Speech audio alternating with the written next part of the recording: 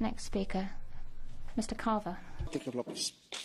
Mr. President, the European Union has long sought justification for its defence ambitions by seeking out problems in its near neighbourhood and fabricating a role for itself, despite, of course, the existence of more appropriate and effective institutions such as NATO. A consequential side effect of the British electorate's wise decision on Brexit has clearly increased your impetus for a common EU defence policy. There are many things that I fear about these developments, some more pressing than others. This report openly discusses the deployment of CSDP missions into Ukraine and elsewhere. Thus, the EU now seems eager to try out your new toy, and Eastern Europe might well prove to be your playground. This clearly contradicts your ridiculous mantra about the EU supposedly keeping the peace in Europe. Do not become entangled in complex security situations as a means of justification for your political ambitions. Have you learnt nothing from the lessons of European history? Thank you. Thank you.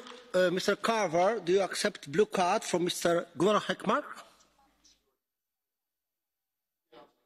Yes?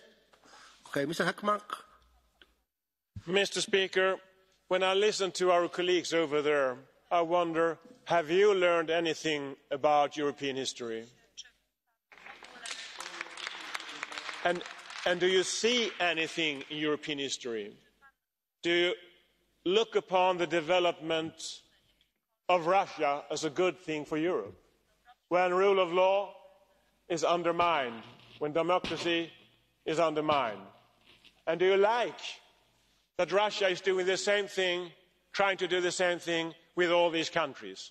What do you prefer?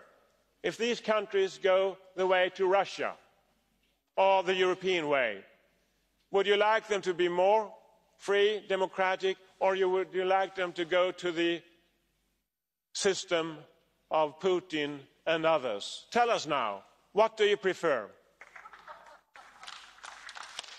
What I prefer is a military approach through NATO, and having had a grandfather who fought at Passchendaele and on the Somme in 1917 and 18, and having had an uncle who laid down his life in the Lancaster bomber over Berlin in 1944, I very much know the expensive price of freedom that has been made. And I'm absolutely delighted that my country has actually taken the route through NATO. And I think actually history, as has often been said, is littered with wars which everybody knew would never happen. And this, I fear, is what is coming for the European Union.